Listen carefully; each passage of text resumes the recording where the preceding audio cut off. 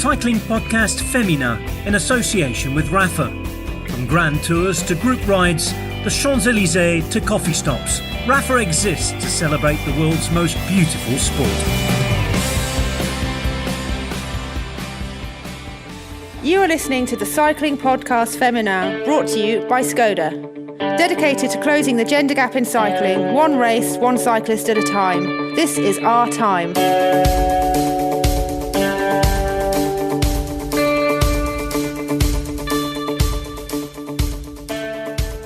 Hello, my name's Richard Moore. I'm with Rose Manley. Hi, Richard. Hi, Orla. Oh, sorry. Oh, sorry. Spoiled that. What a surprise. That was going to be the big And reveal. we're joined Spoiler by... alert, Orla's here. And Orla Chennaoui. Hello, Rose. Hello. How are we? Orla, we're just back from Innsbruck. Did you have a nice hot work trip? It was the best holiday I've had in a long time, actually. Working hard. It was brilliant. Really enjoyed it. Thoroughly enjoyed the racing. Brilliant setting. I'll stop saying brilliant. But yeah, really good. We will hear a package from there, quite a lengthy package that we recorded during the women's road race. We've got quite a few interviews from there as well, not just from the senior race, but the younger age categories as well. Well, let's crack on with the news roundup because I'm sure, well, we're going to hear our package from Innsbruck, but I'm sure Rose has got a lot to say about the race as well, or the championships. I'll think of something to say. It's a lengthy package that you have got, which is great. Yeah, it is you've great. got a while I've to heard think about it's it. very good. Well, most of our listeners will probably have been following, to some extent, at least the World Championships. But here's a quick roundup of what's been going on since last we conversed. We had the women's junior time trial, and that was won by Rose Marijn Amerlaan of the Netherlands. She took the first rainbow jersey of the world. 18 years old, the Dutch woman beat Italy's Camilla Alessio into second, and Britainers Eleanor Backstead with the bronze. Did I say Britainers? Did I? Yeah, you did. See, I've left the country and I can't speak English already. Britain's Eleanor Backstead, just 16 years of age. Of course, she's featured in the podcast before. We had an interview with her, the daughter of the former pro Magnus Backstead, Maggie Backstead, and the former British road race champion Megan Hughes. The women's junior road race, local lass Laura Steger caused quite a stir in Innsbruck. She won the women's junior road race in her second ever road race, phenomenally. Usually a mountain biker. She actually won her second junior cross-country world title in Switzerland in September and took this title just 2 days after her 18th birthday. It was a thrilling finish to this race, a 4-up sprint with silver going to France's Marie Lunette, a Madison world champion known for being a fast finisher, with Simone Bouillard of Canada in third. Women's elite time trial then, as predicted by yours truly. We had a 1-2-3 for the Dutch. Annemiek van Vleuten defending her title. Anna van der Breggen in second. And she was the only rider to finish within 1 minute of the winning time over the 27.7 kilometre course. And Ellen van Dijk was in third. Now, Leah Kirchman of Canada was in fourth. And I'm just looking through the top 10, and there were three nations really that dominated the top 10 in the women's time trial, because Caroline Canuel of Canada was also up there. She was in eighth. Three riders from the US, with Leah Thomas in fifth, double former world champion Amber Neben in seventh, and Taylor Wiles in 10th. Lucinda Brand made it 4 for the Netherlands in sixth, and Elisa Longoborghini was flying the flag solo for Italy, finishing in ninth. So not many nations sharing the top 10 there. The women's elite road race, I won't say very much about this at all because we'll be coming to this in detail, but the win went to Anna van der Breggen with Amanda Spratt in second, and the former world road race champion Tatiana Guderzo in third.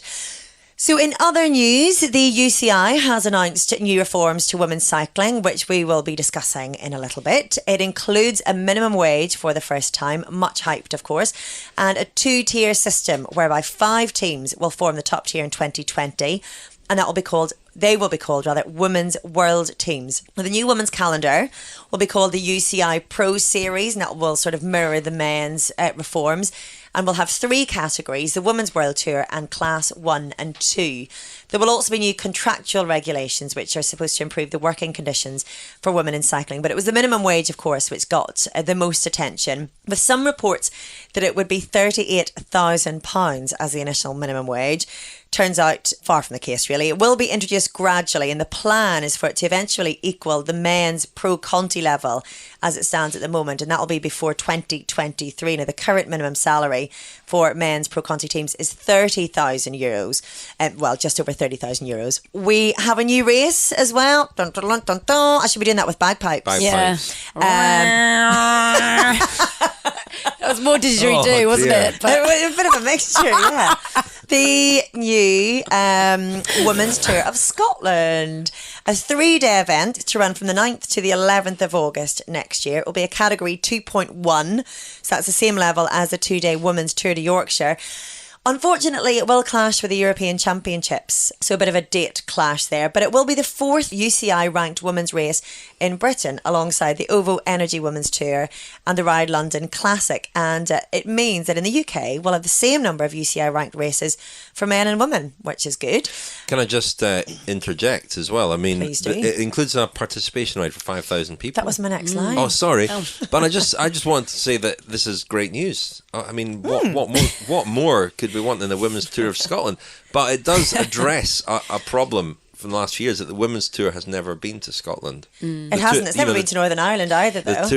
You're not the only ones. The Tour of Britain Get over regularly yourself. goes to Scotland, but the Women's Tour has never been to Scotland. Partly that's to do with the length of it, but Scotland is a great place to have a stage race, obviously. just wanted to interject to say Scotland is great. There have been, in the old days, there were stage races, quite long stage races in Scotland. So I think it's great to see that tradition being revived, and with a women's race. Well, I've ridden a Tap Caledonia a few times, which is the mass participation ride in Scotland, and it's very well organised, and they've got a good tradition of sportives up there as well, which hopefully this will incorporate with the mass participation event. You were about to mention. That I was about to mention, and maybe I'm presuming it's mixed sex, the mass participation event. I'm sensing maybe a little bit of a cycling podcast Féminin foray into the hills of Scotland, led by Dickie Moore over there. What do we think? Let's check on the route first. Let's have a look. Let's check on how much downhill there to park is. ourselves in Richard's slipstream, even side by side. Substantial slipstream. Anyway, you don't get much of a slipstream at that speed, I can tell you. Anyway, moving on. Britain gains a race but loses the prospect of a team, because One Pro Cycling had announced that they were starting a women's team next year while folding their men's outfit, but that's now not going to be the case. It had been thought that the existing sponsors would move across to the women's team, but apparently it's because of a lack of sponsorship that they're having to scrap the plans. So One Pro Cycling in any of its forms will be no more. In fact, Britain is losing another 2 women's teams, because Wiggle High Five, of course, and WNT, which has been a British registered team, doesn't look like it's going to be a British registered team next year. They've lost their British riders, and they've signed Lisa Brennauer and Kirsten Wield, and so it looks like it'll be a German team next year. So cycling doesn't lose that team, at least, just Britain. It doesn't really matter, I guess, in the grand scheme of it. No.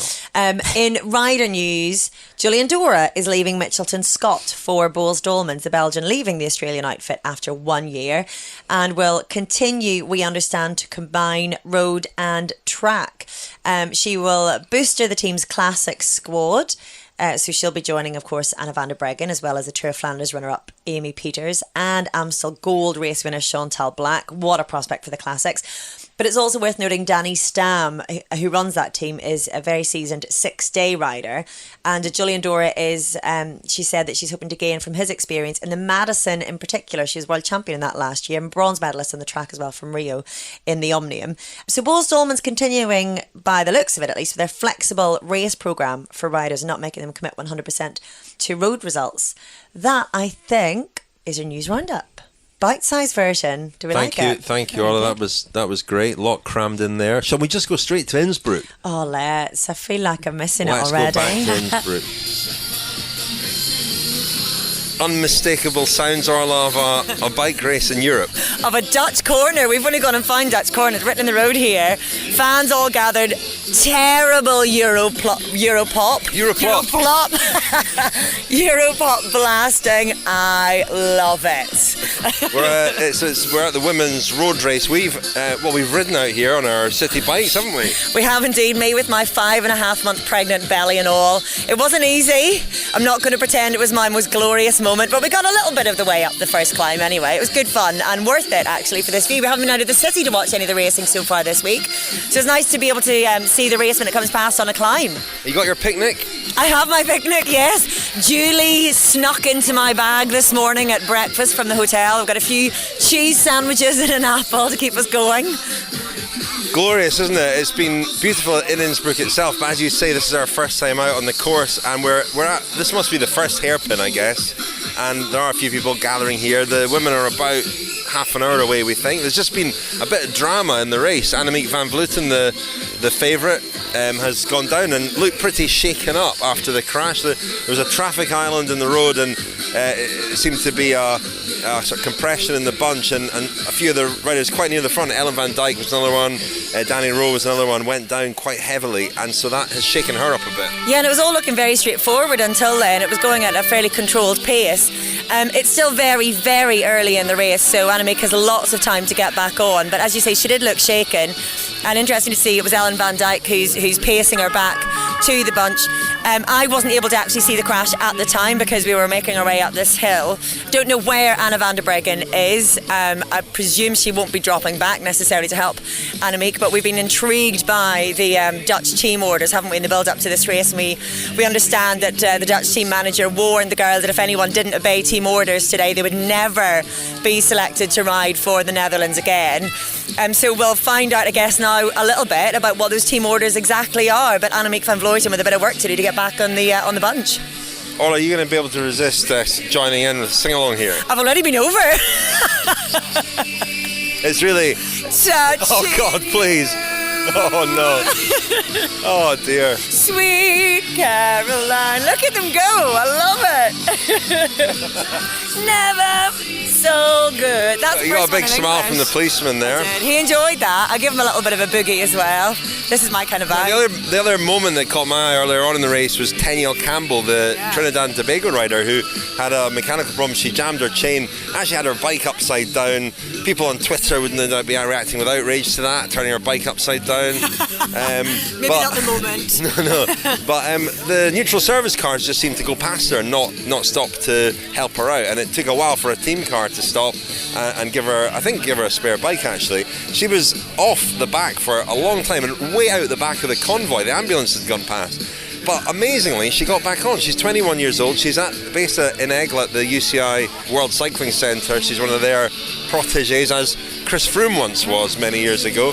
But I was amazed that she got back on, and clearly a talented rider. May well seek her out at the finish. Yeah, I mean, amazed that she got back on, but also just amazed that the neutral service cars didn't stop to give her assistance. I don't understand how every rider in a World Championships cannot be treated absolutely equally. It's terrible that she was left to sort her own bike out and wait for the team car. I'm quite sure if she was from one of the bigger nations that wouldn't have happened. But yeah, hopefully we'll get a chat to her a little bit later and see what exactly happened to her. Well, let's venture on further up the mountain, Orla. Maybe stop and do you bring a picnic blanket, or are we just going to stand up to eat our sandwiches? We're going to stand up. Well, I can spread my bag on the floor. It's big enough for my backside. You'll have to sort yourself out. Our pilfered sandwiches. Fantastic. Let's go and immerse ourselves in the atmosphere of the World Road Race Championships in Innsbruck.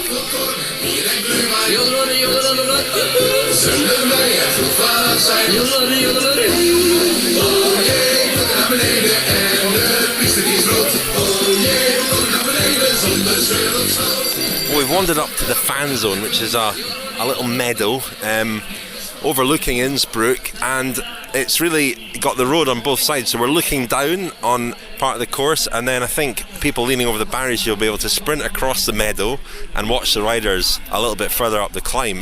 There are a couple of hot air balloons there waiting to take off. There are beer tents, there's a big screen, there's a lot of people, and it's a really fantastic setup. And Orla, there are portaloos. First thing I noticed, Richard.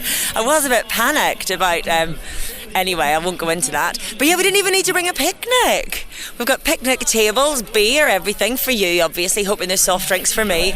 But isn't this absolutely wonderful? I mean, sometimes whenever I speak to friends who aren't into cycling and do not get it, I wish I could transport them to something like this. This is what makes cycling such a beautiful sport. You come to a brand new part of the world. I mean, I've been to Innsbruck before, but I'd never be up here in this part of Austria overlooking the city. And you're right close to the action. All the fans are here, the music, the atmosphere. It is wonderful. And Innsbruck so far, I think, have done a brilliant job of staging these World Championships. I mean, it's kind of easy because they've got the most remarkable landscape in which to host it. But they've done a brilliant job, and this fan zone, I think, is brilliant. I'm getting a little bit excited. Well, it's funny because, as I think I've said already, Austria in the heart of Europe, but not really with that rich a tradition in cycling. But they've put on these World Championships extremely well so far, and you know the town has done a fantastic job of putting out the red carpet really for the race. But it's just a lovely kind of serene feeling place, isn't it? There seems to be very few cars. I mean, very little traffic. We've been riding around all week on the city bikes. Orla, you've pretty much had them on permanent hire because you couldn't work out how to use the app properly. And objection here, Your Honour. I did keep forgetting to return the bikes, but at least I was able to hire them. You haven't even yet, how many days after landing in Innsbruck, managed to download the app to begin with? I haven't figured that out, but you've not been able to return them properly, so our bike bill's fairly high. But if that helps to maintain these wonderful standards of cleanliness and everything else in Innsbruck, you're doing your bit there, Orla. I am. And you know, it's brilliant. Put something back. It is brilliant as well. You can see how much everybody's getting into this, whether it's travelling fans or local fans. A lot of travelling fans, but the roads are covered in the usual paint marks, so people have been out preparing well in advance for these World Championships. Lots of Go Team NL. You've got the whole Dutch women's team written down on the road beneath us. So yeah, it just has a proper feel of an established bike race already. It's brilliant. I like this chap's improvised picnic blanket. He's just decimated a cardboard box. We're taking a chance he doesn't speak English because we're right beside him. But he's made himself almost like a cardboard crucifix on which he's laid himself. Exactly what it is. Just to house the vital parts cardboard of his body. Crucifix, I like it. But he's perfectly happy. He's got his eyes closed, taking in the sunshine. Yeah. Does he know there's a bike race happening, do you think? Oh, I think he does. He'll wake up in time, don't worry. There's still a few minutes away. Let's go into the body of the kirk, shall we? And sample some of that. Pay worship. Sample some of it. I'm going to eat my free picnic, Orla, because you can take the boy out of Scotland, but you can't take Scotland out of the boy. I think you might stretch to a beer that way.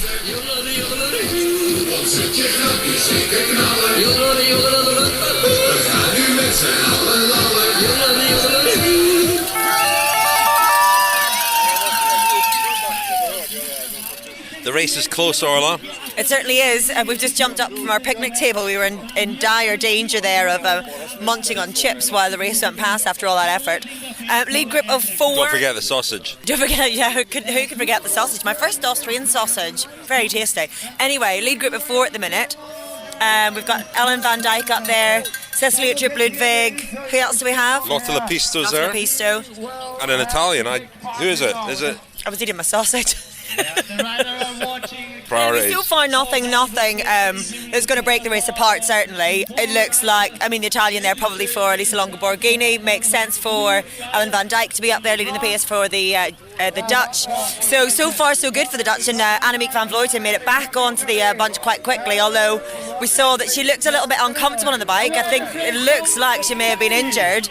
We'll know over the next couple of hours, I guess, how that plays out for her. Well, she was back at the medical car getting some attention, but I guess the surprise is Uttrup Ludwig going out so early, but we've seen her do that before at La Course, of course. She went out pretty early, so it might work for her. I think she had appendicitis, I think, quite recently, so recovering from that. But yeah, there's a helicopter above us now, always a sign that the race is very close. Yeah, I thought it was maybe a bit too early for Uttrup Ludwig. She did do it at La Course, but it didn't quite work out for her, did it? And this is a tougher course, so I think maybe she's gone a little bit too early, but, you know, hey, she's a very attacking rider anyway. She wants to be in the front, race it from the front, and that's just what she's doing. And we wait for the athletes from Australia. Here they come, here they come. In fact, we can see them 3 times here, Orla, because we can see them way down below, approaching the hairpin below us, coming around that. and then they'll appear just below us in a moment. And then we'll sprint across the meadow and see them again. We will indeed. It looks to be a very fast pace so far. It looked like they were shedding riders early on. It might have settled a little bit now, but certainly this isn't going to be an easy World Champs. It never is. The first of 3 laps now, and they're just coming into view. We can see Ellen van Dijk right on the front. They're down to 3 now. It looks like, have they lost Uttrup Ludwig? No, Uttrup Ludwig's there. I can't see past this group of Norwegian fans. Oh, yeah. Welcome to the riders here at the Féminin in Ireland. Well, that went well. Yeah, it's Tatiana Godezzo on the front there for Italy, along with Uttrup Ludwig and Ellen van Dijk. The first people here are cheering this. Man, that's fast. So lots of the piece still pretty much caught by the chasing pack there. And Lucinda Brand was the next of the Dutch. And it looked like Annemiek van Vleuten has had her number pin back on again. She looks a little bit more comfortable as she went past, I thought. The Australian team very prominent at the front, and a rider I spotted very near the front, young Sophie Wright, the British rider who was in the podcast a couple of episodes ago, only 19 years old. And well, we spoke to Julian Wynne the other day, didn't we, who manages the women's team, and he said that they weren't going to come into this race with a leader to protect.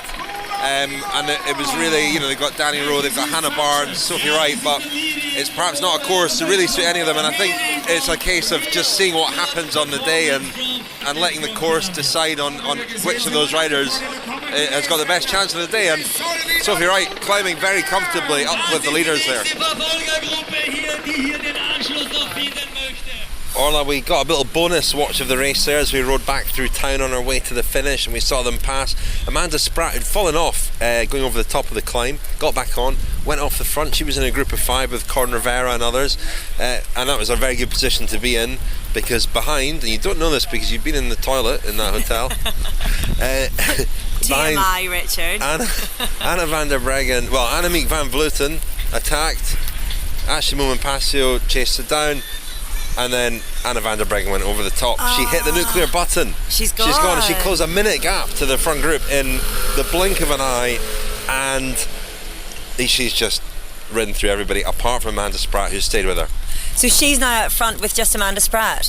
They're on the climb, and those two are out front. 40 kilometres to go, and Anna van der Breggen looks in a very strong position. We've seen her do this before, but great move by Amanda Spratt to get herself up the road and wait for one of the Dutch riders to come across, and she's got a very good chance now, and she's got a decent finish, And it's really funny because before this race there was so much talk about how difficult it was and how maybe team tactics weren't going to play such a big role because it could be just every woman for herself. And yet you look at the two that are out front. The Australians have done a great job. The Dutch have been phenomenal. Ellen van Dijk has been in the lead group all the way through. When she was dropped, then we saw Lucinda Brand, who's been up there all day. She made the attack across to that lead group as well. So yeah, brilliant team rides from both of those riders, and that is where Ashley Moman-Pasio, we feared, may fall short because she has nobody to work for her, and it looks like that may be the undoing of her. Although, I mean, we're still Van der Breggen has just ridden Amanda Spratt off her wheel already. Still with a lap to go and another climb to go. She's off on her own. I mean, the only thing I can think of now that might help the race, because we don't want it to be over at this point, is if Annemiek van Vleuten is really struggling behind and the others, because there's some strong riders back there. Ashley Moman-Pasio, Cecilie Uttrup Ludwig we saw trying to counter Elisa Longo Borghini, a lot of strong riders, but they're not going to get organised to chase if Van Vleuten is there lurking dangerously. So the best thing that could happen for the race is for it to be hard up this climb and for there to be a real sort out of that group behind Anna van der Breggen. And you mentioned Elisa Longo Borghini. The Italians have done a great job as well, and so the key now, I guess, is for the other nations and any other individual riders to be able to get together and try to bring this chase back, because it is a long way to go yet. There's a lot more climbing to do. No one is going to underestimate Anna van der Breggen out on her own, but they will have to sort of consolidate and coordinate this chase quite quickly. I mean, with the men's under 23 race, we saw the lead group had a lead of over a minute at about this stage, I think, and that was brought back.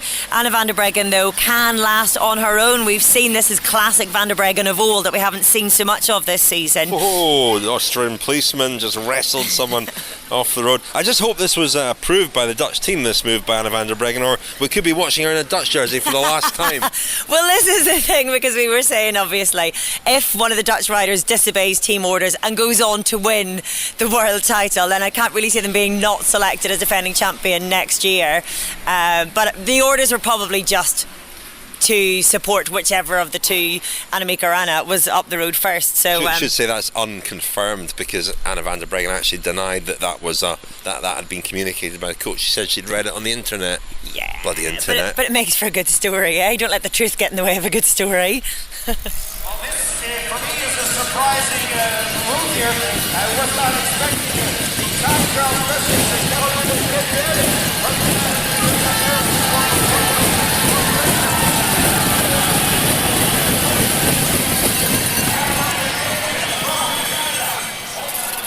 Big group that now. I mean, we saw Cecilie Uttrup Ludwig have a go, but the chase is not really on, is it? There's a lot of Dutch riders there as well. We were just closing anything down if anybody moves. Yeah, at the moment there's a battle for bronze, certainly, a potential battle for silver if that second group can manage to get up to Amanda Spratt. But I mean, we were waiting for the top 10 to cross the line, and we're already ticking into 3-4 minutes before we get into rider number 8, 9, 10. It is completely blown apart. And that, I mean, you've got to say Anna van der Breggen has this one won, and the battle now is for the rest of the medals. Breaking news there from Orla. Well, okay, maybe I don't think I am being premature, am I? No, you're not. I think the minute she took off and nobody went with her, because nobody could go with her, it was obvious. And yeah, she's well capable of. We saw the Tour of France, didn't we?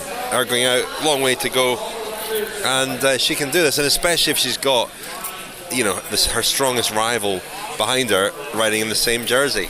And it's funny, really, that she managed to stay in the bunch for so long, and all the chat was about Van Vleuten and her crash and how she'd recovered from that.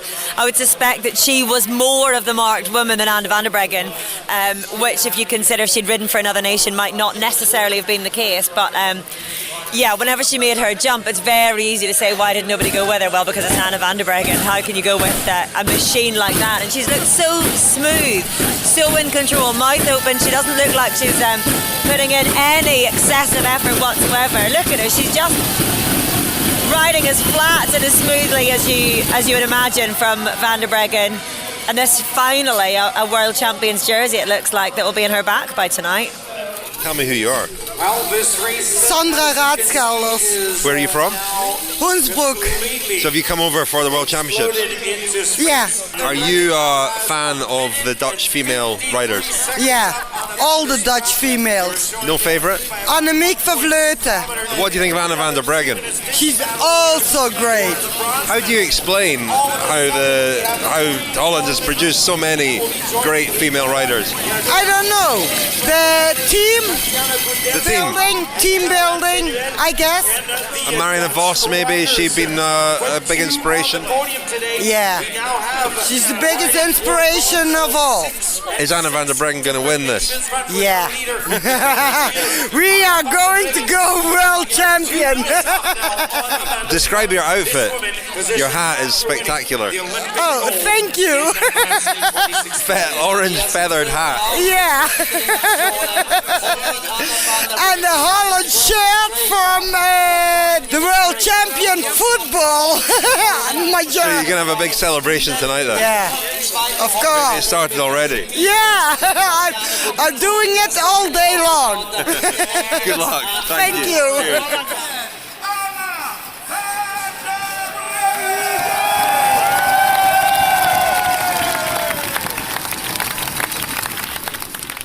We're back in the meadow, Orla. It's the morning after the day before, and we're reflecting on Anna van der Breggen's incredible win. And the debate is whether we have a worthy, deserving champion, a brilliant ride. But was it a great race? I would say that a race where you pretty much know the outcome with an hour to go, for me, that's not a great race.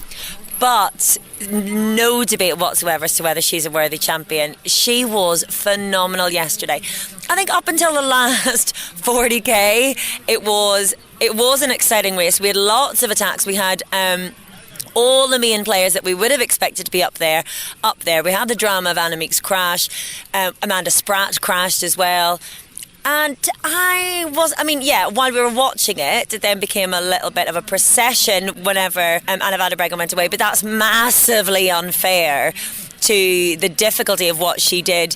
And it was quite remarkable that not only was the winning margin so large, but also then, Amanda Spratt had to time trial her way to finish line for 40 kilometres. And then there was a big gap between her and third place, and then another big gap between third place and fourth and fifth. So it was an interesting dynamic on the road, and it was just a phenomenal race by Anna van der Breggen. And given that this is really the one that's been missing on her palmares, I think she's very, very much a worthy champion. I'm glad that she won it. Not that matters. That wasn't a surprise. I mean, some surprise performance. Not that Amanda Spratt was the silver medalist, but Tatiana Guderzo, the Italian rider, 34 years old now, who was a world champion in Mendrisio in 2009, kind of similarly, not quite as tough as this, but quite a hilly course. Emilia Fallon surprised a lot of people to finish fourth, and really in the top 10, Annemiek van Vleuten was seventh in the end with a broken bone in her knee, but a lot of the names that we expected to be at the fort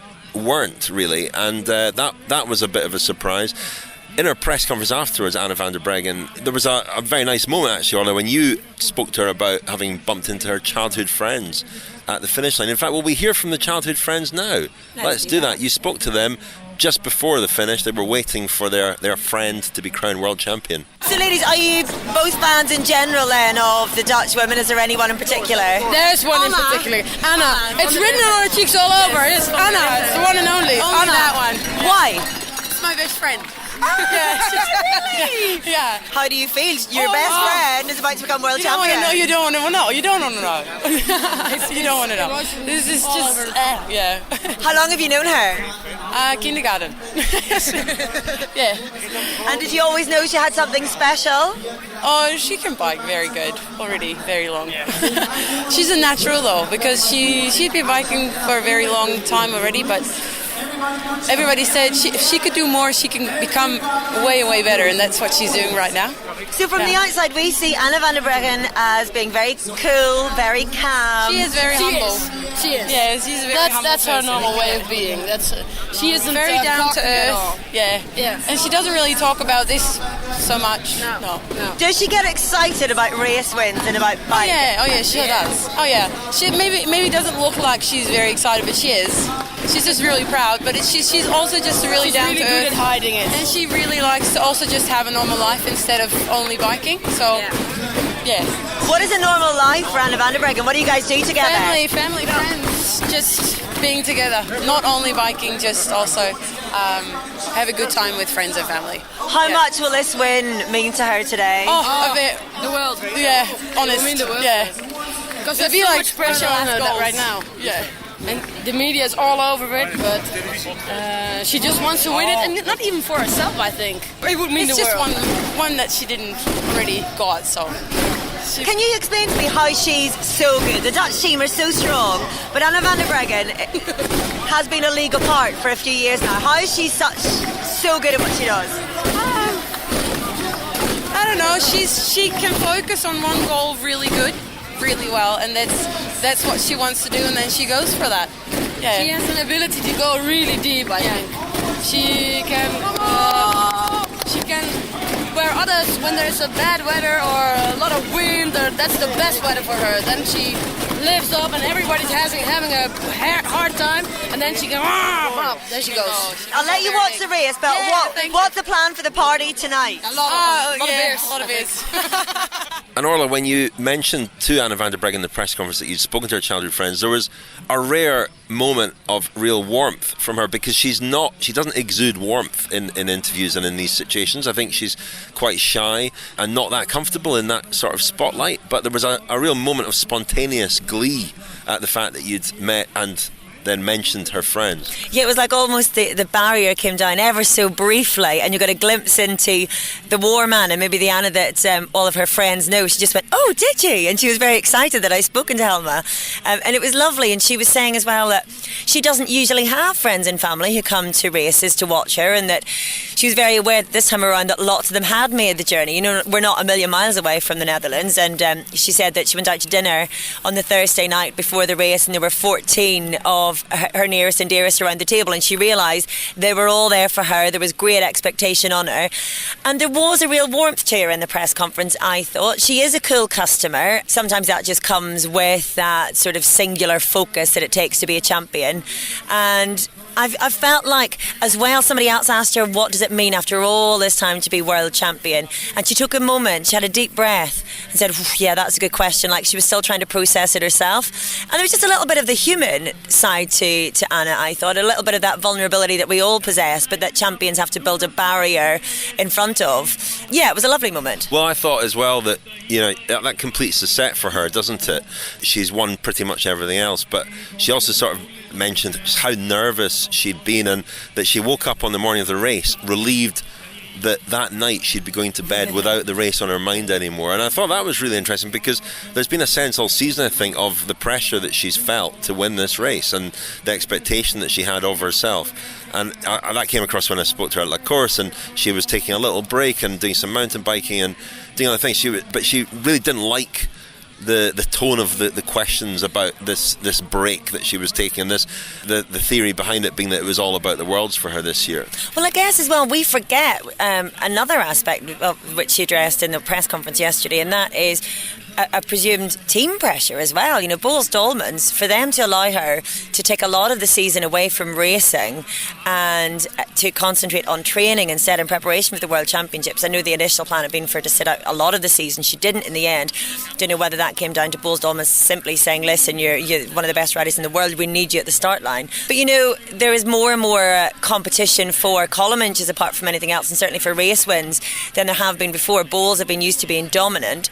They're not so much anymore, because we have seen the rest of the women's sport raise its game to a similar level, and so there was probably a lot of pressure on her because they were turning up to races without necessarily a winner in their midst, or not an obvious winner, and the fact that she was sitting out these races probably added to all of that for her. But you know, credit to the team that they allowed her to largely do that anyway. Because they were missing Lizzie Dagnan as well, which wouldn't have been part of the plan at the start of the season.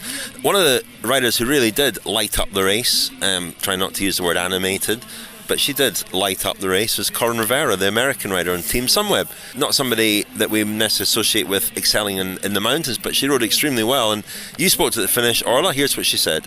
What were the tactics coming into today? Was it try to animate it as much as possible, try to help split it apart? Was it to try to watch and man mark the Dutch? Yeah, I think more about, you know, getting ahead of them, you know, because once they attack, I mean, you can see they just leave everyone, and so if you can at least get ahead of it and get a bit of a head start, I mean, that was our idea, and yeah, it's just hard because you're up against the best in the world, and once they start going uphill, they just leave you, so there's no coming back from that, so you really have to try to get ahead of it. And you were on your own several times, and then it looked like, as you say, you looked behind, you saw that you could maybe work with a bunch and tried that instead. Was it quite a tactical day for you in that respect? Yeah, it's just kind of me trying to figure out what the heck's going on, you know. I don't really know, like, it wasn't very often that we had time gaps or that I knew where my teammates were, so it was just hard to be in the middle of a lot of things, and I was hoping to try and maybe at least chase Spratt for silver, but yeah, then she ended up being too far out, so, and then I ended up back in that group, and then I exploded the last time up the climb, but yeah, I think I had envisioned my race to be over at that point and leave it up to the girls, so, but I was giving everything I could while I was still in the medal contention. So that was Coryn Rivera, who wasn't really talked about an awful lot in the build-up to this race, actually. And whenever she was so active in the race yesterday, we all sort of scratched our head and wondered why we hadn't thought of her before. But one that certainly had been mentioned an awful lot was Ashley Moolman-Pasio, the South African rider who has had a wonderful season, but still without one of the big wins to her name. And you spoke to her, Richard, before we came to the Worlds, and she had said that, you know, the lack of a team around her could really play against her. It was one of those races where we weren't sure whether it was going to be so difficult and attritional that actually teamwork wouldn't matter so much. In the end, it did matter an awful lot, and Ashley feels that she probably suffered because of that. She just about missed the winning break as well in the end, so I asked her about that after the race. Here's Ashley Millman-Passio. Ashley, how much more difficult was a race like today without the support of a team? Because we were wondering whether it was going to be a day for teamwork or whether it was going to be so difficult that individuals would be able to contest the win themselves. Well, the difficult thing about not having a team is that no one was really controlling the race, so it did end up being quite a tactical race. Usually something like this, which is a very climby race, you think it's going to come down to the strongest rider, but at the end of the day, there were a lot of riders that got away that weren't considered favourites. So in that way, it was a tactical race, and that's what made it difficult for me, because I had absolutely no team to help to control. So for a person like myself, it would have been in my favour to have had a team to control the race and to bring it to a point that was my strength. Ashley Millman-Passio there, and all the talk about whether the Dutch team would be a cohesive unit. Well, 4 of them in the top 9 in the end, and I spoke to Amy Peters, and it was a very good team performance. Annemiek van Vleuten was taken away to hospital after the race and had a broken bone in her knee. She still managed 7th incredibly, and then had to be carried away or carted off at the finish. She couldn't walk. Amy Peters was 8th, Lucinda Brand was 9th. Here's what Amy Peters had to say at the finish. Perfect day then for the Dutch team today. Yeah, it was a really good day. We had a strong team, but at the end it's also sometimes harder when you have such a strong team. But everything was perfect. We had good tactics with each other, and we trusted each other, and then just a good result. And Annemiek had a crash, of course, quite early on. She seemed to have got quite badly hurt after that. Yeah, I didn't spoke with her yet, but I saw she went to the doctors. I hope she's okay, but I didn't speak with her, so I don't know what's going on. And Anna van der Breggen, we know how strong she is, but when she went away so early on, still in the race, did you worry that it might be too early? No, because I know how she wanted it really, really, so at the end I knew when she has a cap, she goes for it, and she's strong enough for it, and she trained really hard for it, so yeah. And when it was too early, then we still had Annemiek, so that's also good. But yeah, I really believed in her because she was so focused, and yeah, I'm really happy for her. There was a moment in the race when there was a group up with Amanda Spranek, you had Ellen van Dijk there, but that was slightly dangerous, was it not? And they had about a minute. Was there even a little bit of worry at that point? No, I don't think so, because it's really hard, this parcours. And 1 minute is not that much when you have a hill from 8 kilometers. So I think it was good. And even Ellen is also a really strong rider, so I think we had always the good, perfect situation. So there was a lot of talk before the race about the Dutch team and how united you would be in the end.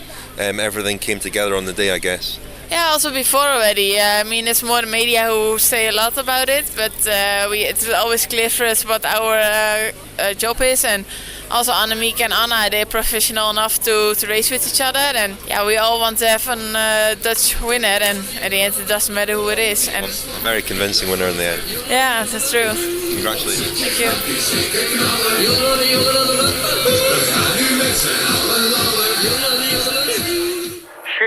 Chute à l'arrière du peloton, cycling podcast team car at the back of the pack, please. The voice of Seb Piquet there reminds me to tell you that this month's episode sponsor of the cycling podcast Féminin is, once again, The Economist. Yes, it is. The Economist is about far more than just economics and finance. It covers a range of subjects from politics and business, science, technology, arts, and of course even sport. The Economist helps readers prepare for what's going on in the world around them, and in today's dynamic world, facts matter more than ever. For over 170 years now, The Economist has delivered trustworthy intelligence that helps people like you choose where to stand on the issues that matter the most. Now, Richard, you were tasked with finding an article that interested you this month. What have you got? Well, 2 actually. We're in an airport, Orla, on our way home from the World Championships, and there was a story about the trade in passports, how a lot of countries are selling passports and citizenship, and about the rules, if there are any, concerning multiple passports. You're not a multiple passport holder yet, are you?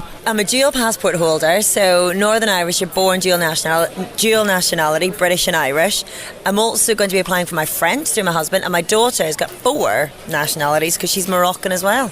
Wow. But the story that also caught my eye is the first in a series called The 10th City. This is interesting because The Economist notes that while Europe's capitals are booming, most voters don't live there. So they have begun an occasional series on country's 10th largest city. And the first in the series is a focus on Lille, the northern French city that a lot of us pass through in the Eurostar and don't maybe get much further than the Eurostar terminal. A really interesting piece, and it's an interesting sort of experiment to take a barometer of a country through its 10th largest city. I've no idea why they chose 10th largest city, but what can we learn about France from Lille? Well, there's a lot happening in Lille, and it's fascinating the impact of the Eurostar. Between 1975 and 2010, 70,000 industrial jobs, it was a very industrial city, were lost there. And the city's mayor persuaded the government to direct the new TGV line from Paris and Brussels to the Channel Tunnel via his city when that opened up. And that has really had a transformative effect on Lille, and certainly on the centre of Lille. But there are still big problems on the outskirts, huge unemployment, and there's a part of Lille which the Boulevard de Metz is nicknamed locally the Boulevard de Merde. So not very nice. But a really interesting look at the 10th largest city in France. It got us thinking, what's the 10th largest city in Britain? Any bets? No, well, I don't know whether they'll do the 10th largest in England or the 10th largest in the UK, because then you're factoring in Belfast and Glasgow and Edinburgh. I guess it's somewhere like, you're going past Liverpool, Manchester, London. I don't know, what would be the 10th largest? Something like Hull? Would that be too small? I don't know.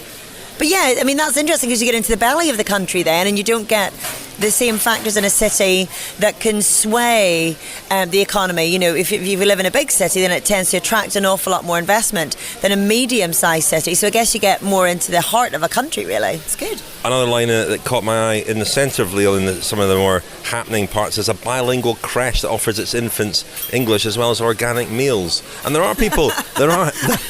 You say that like organic meals is a language. It's a bilingual creche that offers English and by organic. I'm just quoting the story, Orla. But there are people who live in Lille and commute to London, in fact. Quite a few people do that. Anyway, if you can name the 10th biggest city in the UK, you can win a free copy of The Economist, can't you? You can do that anyway.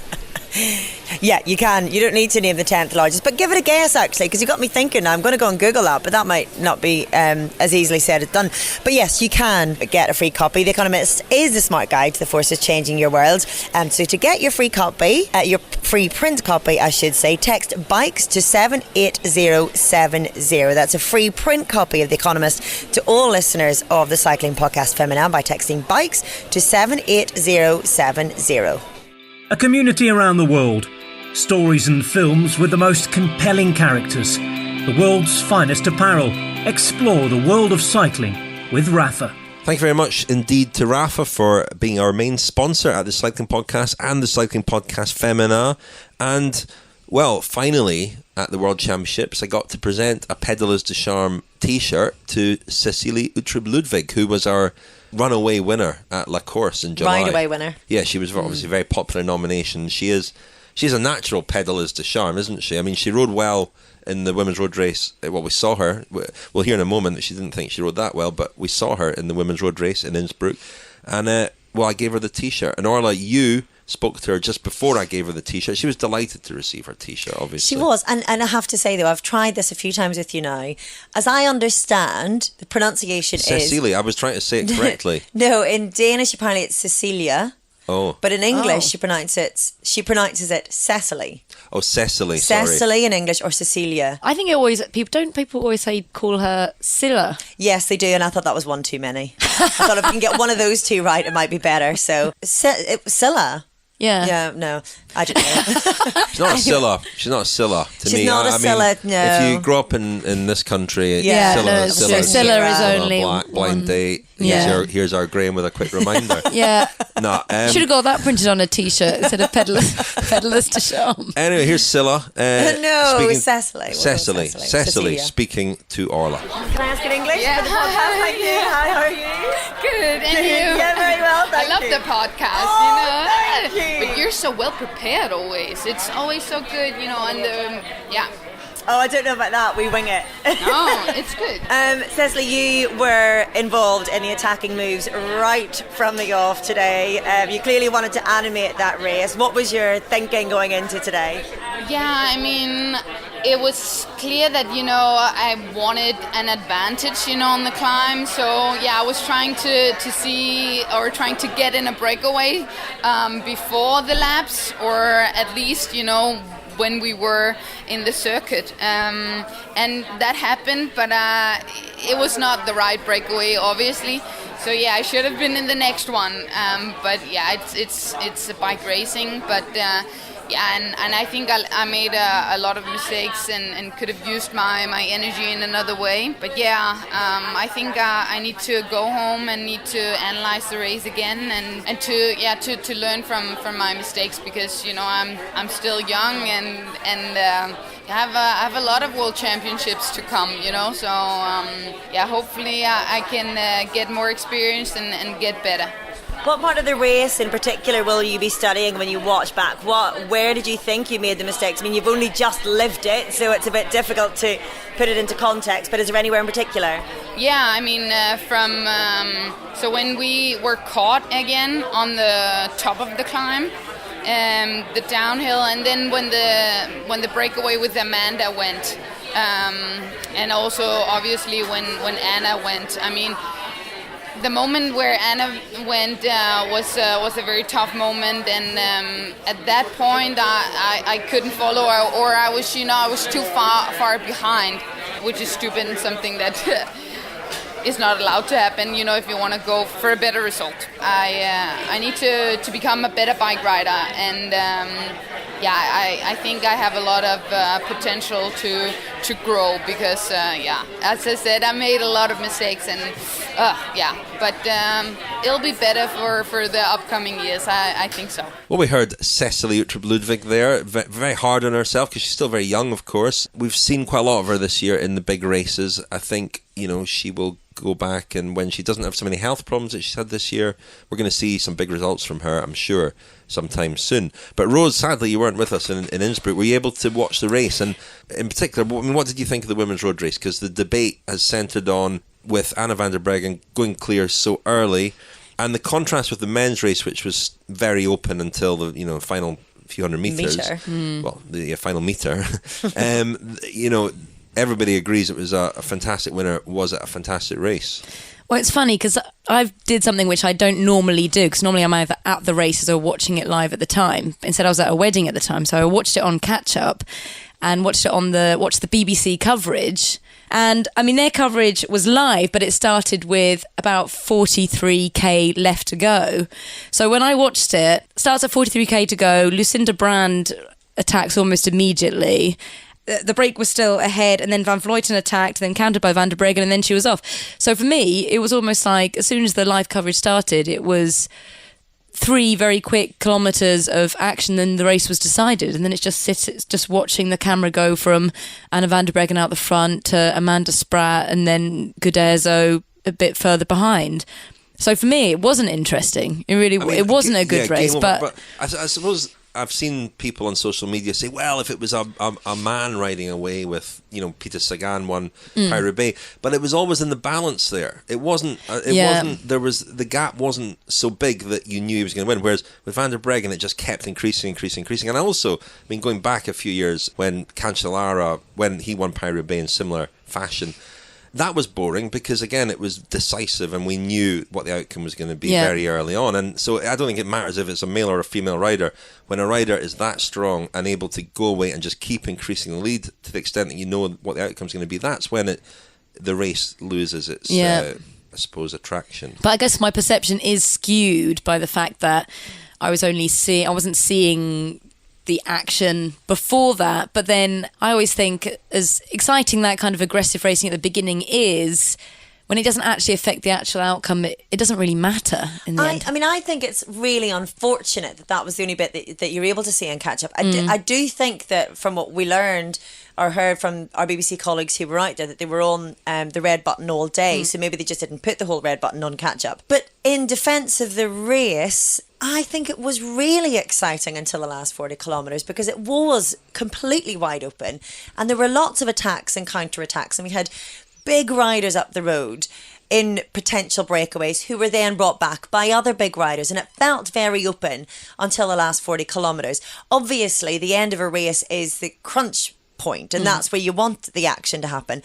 But I was just doing calculations earlier, and if you compare the men's and the women's races, for example, with the women's race, we essentially had 116 kilometres of really good racing. In the men's, we had 70 kilometres, really good racing. So with the women, we had 40 kilometres that was quite boring. With the men, we had 189 kilometres that was quite boring. And like I say, it's the excitement, you want that to be weighted towards the end. And we are used to, with men's racing, watching a lot of it just ticking along, and then building up to the climax. With the women's race, I mean, it was unfortunate really from a race point of view that it was essentially nullified from 40 kilometres. But if you're watching before then, it would have looked brilliant.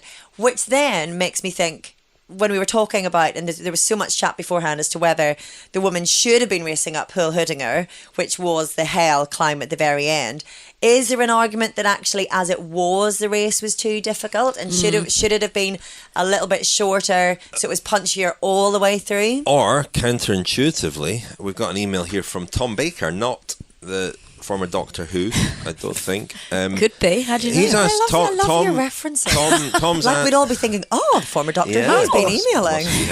Well, he asks about the women's race. And this is an interesting point because there was this discussion about whether it should have gone up the incredibly steep Hull climb. Would the women's race have been as exciting as the men's if they had raced the same distance and course? Anna van der Breggen's dominance was awe-inspiring, but would she have held back for the final climb if they were racing 260 kilometres and given us a spectacle on a par with the men's race? I mean, impossible to know, but you're tempted to think it was already too hard because the strongest rider in the race was really able to hammer home her dominance. But on the other hand, if they'd had that climb, it didn't have to be the same length. If they'd had that climb at the end, I would have quite liked to have seen that regardless, because there's no doubt women are perfectly capable of riding a climb like that, and it does produce something a little bit different, and it would have added an extra little dimension to that final lap as it did in the men's race. And so it would have been quite nice to see that. I don't think it would have affected the outcome at all. I mean, wouldn't it have been more likely that we would have seen much more of the stalemate that we saw in the men's racing for longer, and we wouldn't have seen the aggression from the off? And I guess, to play devil's advocate, if we had seen that and we had a spicier finish, would that have mattered? Surely a spicier finish is better than than most of the race being good. Yeah, I think so. Because although it's exciting to watch at the time, really the only thing that really matters is if something is watching a move and saying, is that the decisive move? And I think as much there was big name riders in the break early on and lots of attacking, I don't think anyone thought that is the decisive move until Anna van der Breggen went, and then that there was one kind of thought where you thought this is going to stick, and then it did, and then it's kind of like I mean, it's terrible that we're sort of reflecting on the race in this way. Oh no, it is. Van der Breggen's triumph, and and boring is perhaps an overstatement, because as you probably heard in the package, watching it, even when we knew the outcome, it was still there was still a thrill in watching somebody really at the top of her game, and she's an incredible rider to watch when she's like that. She's so smooth, beautiful, incredible sort of strength and power, and it was a work of art in a way by her, and so we can appreciate that and admire that and enjoy that. We're maybe getting bogged down a little bit in wanting, and we're not always going to have races, and it doesn't matter again whether it's a men's or a women's race. Some races are going to play out in a certain way, and other races are going to play out in another way. And I think we cannot possibly take away from the phenomenal achievements of not just Anna van der Breggen, but Amanda Spratt and Gudurza as well, time trialled their way to the finish. Well, Gudurza is a great story as well, actually. Absolutely. That in a way kind of, I mean, I think I've overlooked that as well a bit. That, I mean, Gudurza is like a pure championship rider, to have been a world champion before, and then also to have got a silver, and then at the age of 34, which isn't old, but bearing in mind that I think she won in 2009 in Mendrisio, I mean, that's just, and she got the silver medal at the World Champs when she was, I think, like 20 years old, and she's still performing. She's a track rider, so I think we don't necessarily see her all year round. But I think she's a great story, and there were lots of great stories there, but I think maybe Anna's dominance kind of hides all those other amazing stories. You are listening to the cycling podcast Féminin, brought to you by Skoda. Dedicated to closing the gender gap in cycling, one race, one cyclist at a time. This is our time. Thank you very much indeed to Skoda for their support of the cycling podcast Féminin this year since the women's tour. Very much appreciated. Heard Julia Elliott there, who is a Skoda sponsored athlete and a very interesting racer. She's versatile. She does all the fixed wheel crits. She does Red Hook crits. Road racing. She does mountain biking. She's a coach. She does a lot of track racing. Well worth following on social media, Instagram and Twitter, Julia Elliott. Seek her out. She's got lots of interesting things to say. Hoping to get her on the podcast at some point. Yeah, we should do. She's very cool. Yeah. Very cool. She is. We're going to get her on the podcast with the winter She'll at some up our point. cool factor. Or will she make us look Considerably. worse? More lame in comparison? Yeah, possibly. Yeah, that I don't think that's juxtaposition. in any So doubt. she's been uninvited now. Sorry, Juliet. Sorry, Julia. That's just been rescinded. In the course of about 10 seconds, you've gone from an invite Can I point to- out that was Rose who just invited her? Yeah. I like being around cool people. It'd be funny if 'cause I we think get it her on rubs the off. podcast Féminin one day, maybe we'll all turn up, having upped our game a bit. Oh my God! and I'm just going to base it on you and what you think would be cool. Like a baseball Have you ever cap had a leather jacket? Leather jacket, that's what I was Remember- thinking. I could see him in like a middle-aged Jeremy Clarkson leather jacket. I can remember, Take That revival type. Oh my And you know God. one of those thick silver keychain belts that you have hanging from your trousers. And a nose ring. A clip-in nose ring. So yeah, Julia is back please on. Please come. It's back on. Oh God. Nothing I've never seen you try to rock cool. Just the thought of it amuses me. Hang on, Orla. Look at Can me. I point out to our listeners what Richard is wearing?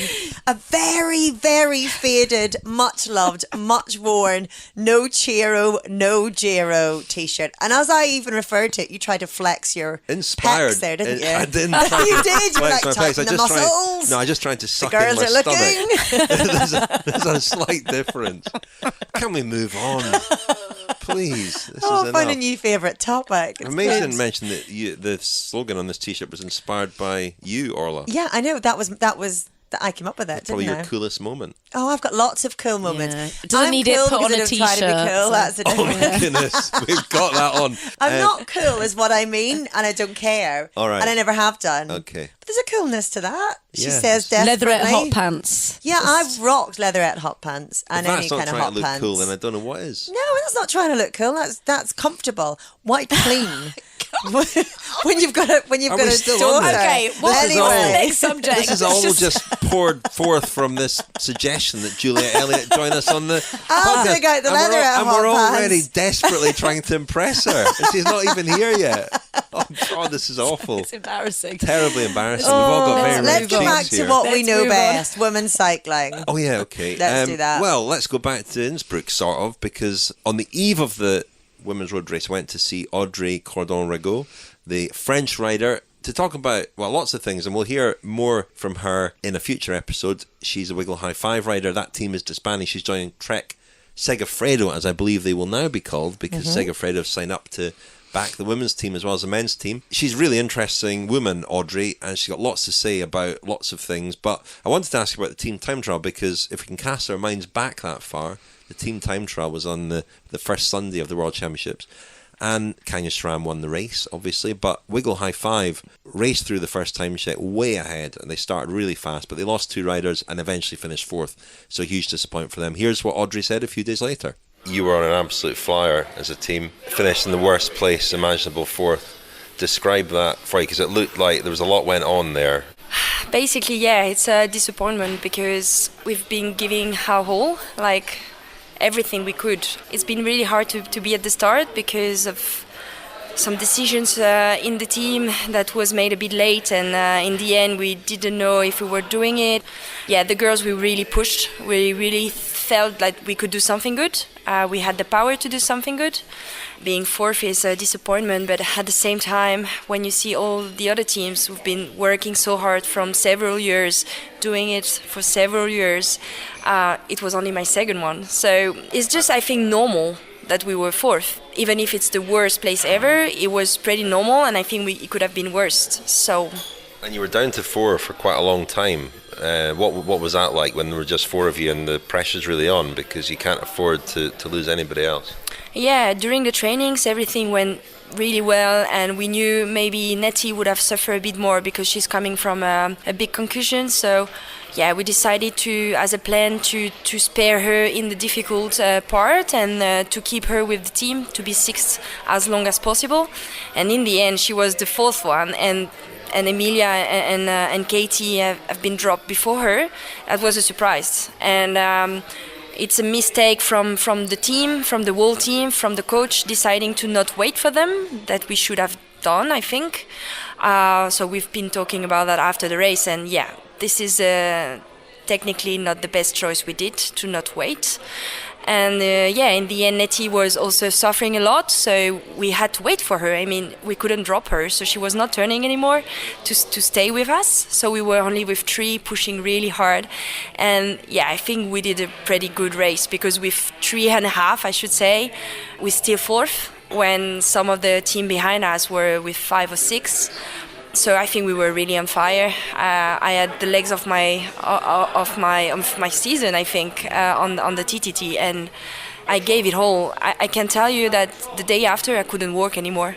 The federation could tell you I was broken, really broken. I had the feeling that I did a marathon the day before, when it was only like a TTT, but you should not have those type of feeling, And I never been like this. I think I've been going through the most hard pain I never been before on this TTT, and that's why also we were super proud of us. It shows. I mean, Canyon SRAM obviously put a lot of focus and attention on it, and I know they had a training camp here and finished with all 6 riders, obviously, and it looked a really well organised team performance, which is what you need, isn't it, in the team time trial. I was going to ask you what you think about the innovation for next year, the mixed team time trial. It's difficult to give an answer as long as we never did it. I could talk about that a bit more next year, I think, but just like this, knowing what will happen, I think it's nice. I think it's really nice to come in a sport where the mixity of gender is growing, and I think it's also showing a good picture of cycling in general. Now I'm just a bit worried about how it will be organized and stuff like this, but I'm sure we will have more information before. The only point that is a bit hard for me is how should we train for it, because everyone has a big calendar on the men and the women, and in the end how we can train for that's the good question. But yeah, let's see what happened the first year, let's see how it is. I think it was a bit the same when the TTT arrived the first year. We didn't know what to expect. Yeah, let's see, but it's pretty exciting actually. So that was Audrey Cordon-Ragot, who, as I said, we'll hear more from in a future episode. But yeah, worst position possible for Wiggle High Five in their final, well, in everybody's final team time trial. And she is one of the riders who's looking ahead to the mixed team time trial next year, which, yeah, watch this space. I think we don't know what to expect there, but we'll probably not the Love Island TTT that we were hoping for. No. Yeah, disappointing that. Yeah, they're just sticking to standard convention. Yeah. 3 women, 3 men teams.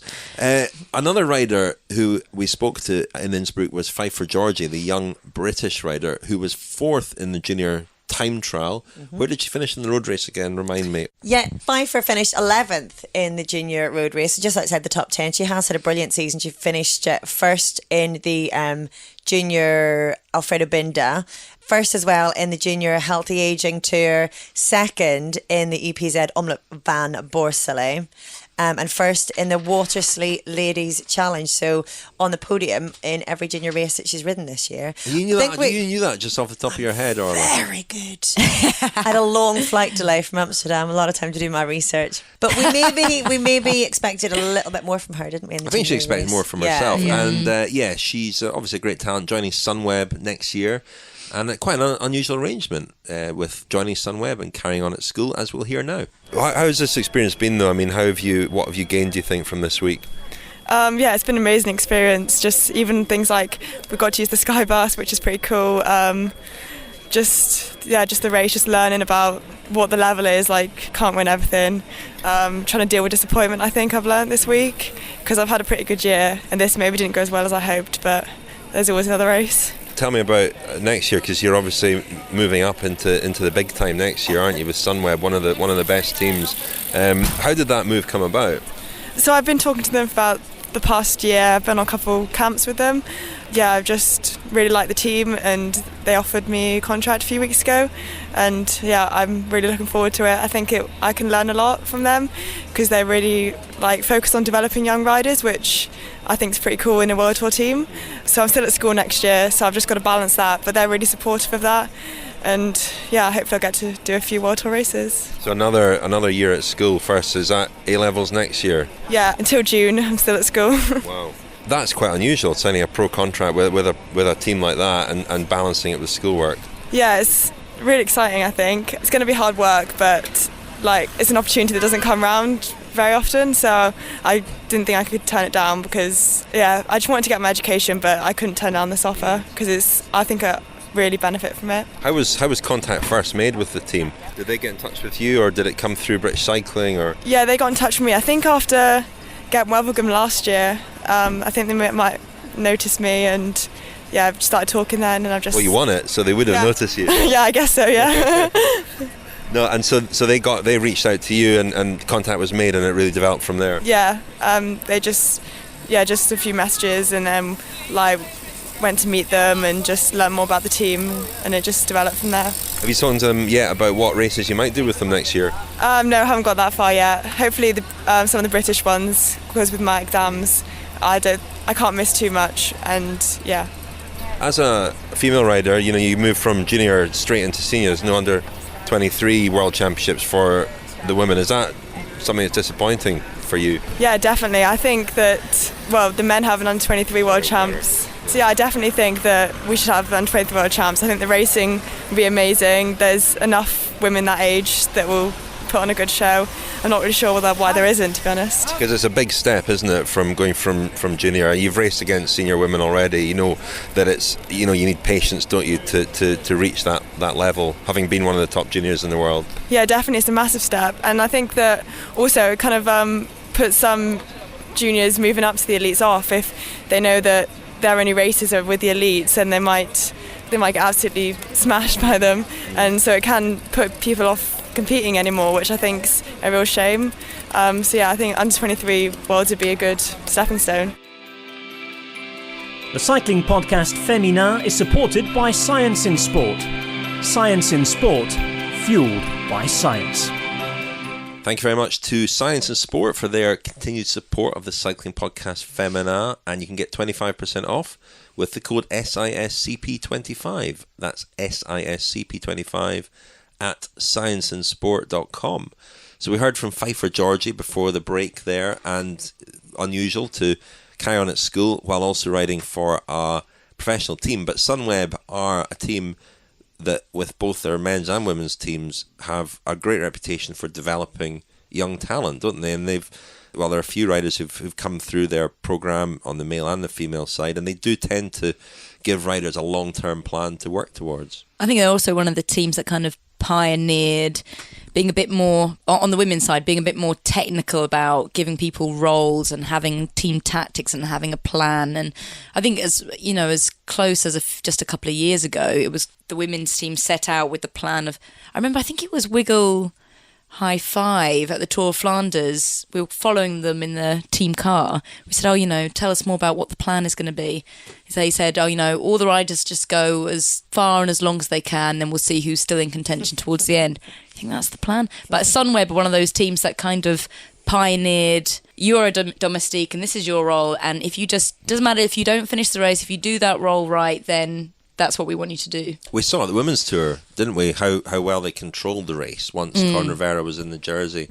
And it's just on a side note to that, I don't know why, but I was listening back to our first episode from the women's tour. One of those intense days back in those this year, and we had missed the intense. Remember the little vox to pops? relive it. Remember the little vox pops we had at the start of episode 1, where we spoke to a selection of riders about what they were expecting. Coryn Rivera called it. She said that the stage 2 was going to be the crucial stage, and of course she won that stage.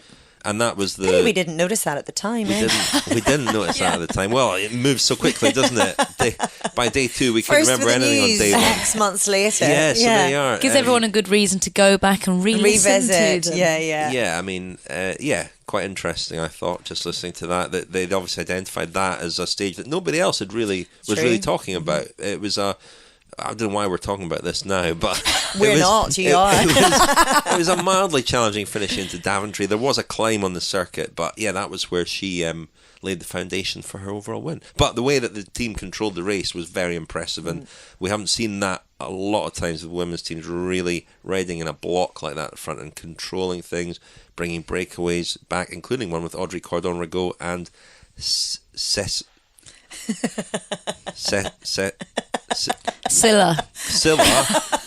Uttrup Ludwig. Anyway, that was very threatening, that one. I've forgotten how to say it. Cecilie Uttrup Ludwig. Just say Cecilie. Think of say. It's not really the same. More excitingly, UCI reforms. The UCI have a lot of meetings in the week of the World Championships, come up with lots of headlines, and the headline from the meeting about the reform of women's racing was minimum wage. But the devil is in the detail, isn't it? And there have been a few kind of incorrect or ambiguous reports about what that actually means. And we heard from a source close to the meeting that it might be a sliding scale of minimum wage, which doesn't sound to me like a minimum wage at all. Make sense. With some riders on less than 10,000 euros or pounds. But then the headline was that it was going to be World Tour level, 38,000 a year. That was corrected by La Partillon, who said no, pro Conti level, which is 30,000 a year, more or less. But I heard him on the World Feed, La Partillon, the UCI president, talking to Anthony McCrossan, who was commentating for the World Feed.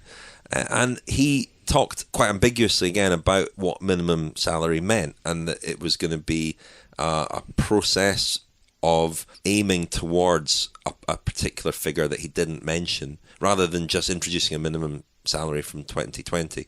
The World Tour reforms that they're proposing are, in 2020 there'll be 5 World Tour teams recognised by the UCI. In 2021 there'll be 10 World Tour teams, and in 2015 and in 2022 there'll be 15 World Tour teams. The problem with it is, and Ashley Moolman-Passio has pointed this out, these are all worthy ambitions and aims. At the end of it, you've got a sport with 15 World Tour teams paying minimum salaries, but that's a worthy, noble ambition, but there's no detail about how to get there. There's no strategy, it seems to me, about how that's actually achieved. And there are not 15 teams at the moment. There may be 5, I doubt there are 10, who would be able to pay those kinds of salaries and have that kind of infrastructure you need for a World Tour team. I don't even know if there would be 5 teams who could pay 30,000 a year. No. To every single rider. Unless you're talking about the women's branch of a men's team and they're going to take money from the men's team to be able to pay it, which would be very unfortunate, because that would mean that those kinds of teams would take precedence when it comes to getting a World Tour license, because it's not going to be decided on UCI points. They have to apply to the UCI to get these licenses, and that decision then will be based on a number of things, one of which will be whether or not they can pay a minimum wage. I mean, this has been my whole problem with the minimum wage debate right from the very beginning, because obviously it is impossible to argue against the theory of a minimum wage in any walk of life, but to say we're going to impose it from a certain date is to presuppose that teams have been holding back on this money that somehow they're sitting on, and they've got coffers of money somewhere. There has to be a strategy in place to help the teams to become more professional. And as you say, Richard, the devil is in the detail. And I do hope to give the UCI the benefit of the doubt, because I haven't really done that too much so far. I do hope they'll work closely with each of the teams, and not just the teams with the biggest sponsors, But look at the teams who do have the most UCI points, because they're doing well at races for a reason. Look at them and see how they can be professionalised, what the incentives are for them as well, other than simply becoming a World Tour team, because becoming a World Tour team also brings obligations to ride a certain number of races. There has to be a carrot approach to it as well. And I'm going to beat the same drum because it needs to be beaten, basically. Something needs to be beaten. Because it's your drum. Because it's my bloody drum and I'll beat it if I like. It goes back to, and Ashley Millman-Passio has been vocal about this as well, so I'm not alone. Their races, World Tour races, need to fulfil an obligation, in my mind, with regards coverage, exposure, marketing, etc., to qualify as a World Tour race. Because until we get sustained and increased eyeballs on the sport, you cannot expect sponsors to come rolling in offering minimum salaries. It needs to be promoted better, and that has to come from the top. Yeah, monetised in a different way. I mean, like football teams get a cut of TV rights and cycling teams don't, and that's not the model, all the money goes to the race organisers. So I can't see how you can bring in what seems like quite a hefty financial weight onto teams when they're not getting an extra input from anyone else. And yeah, there is definitely more exposure of women's cycling than there has been, and there's definitely more awareness and interest in it. That doesn't translate to more money necessarily. And it certainly doesn't, because the teams that are setting up now that we see are all women's arms of men's teams. It's not like suddenly there's a load of new standalone women's teams that are coming to the market. I mean, we thought One Pro Cycling would have one, but they clearly didn't get the sponsors, and that is kind of indicative of the money really isn't there to give. But I mean, we have to applaud the fact that there is. It was a bit sprung on me, to be honest, especially as listening to your interview with David Laportienne not that long ago, and when you were saying, Richard, about what is he going to do, what steps are going to be taken. Remember, we all listened to him. We thought he wasn't saying anything. And you'd think that if this was rumbling in the background back then, or seemed like a conceivable thing that was going to happen next season, then he would have been more likely to mention it back We've then. seen I don't know. these kinds of proposals quietly delayed, shelved, dropped in the past. He needed to say something. He needed to make a grand statement on women's cycling, I believe. And let's just see where the detail, if it comes, will lie. I mean, I have to say, if and when it becomes established, then it's wonderful. We'll have a two-tier system. There'll be a very set structure. We will have a minimum salary, and the lower level of women's teams will have something to aim towards, and it will become a more professional structure. The concern is that is being superimposed because it's a good idea, rather than coming from the ground up and working out how to establish that. We've gone from the end result and we're working back rather than working forward with what we've got now. It's also one of those cases where the UCI are saying, instead of saying, oh, we've changed this and that to make it more likely that you get a minimum wage, they're just putting the onus on the teams. We say that you have to pay a minimum wage now. We're not going to help you with how to do that, but you have to do it or get out of the sport.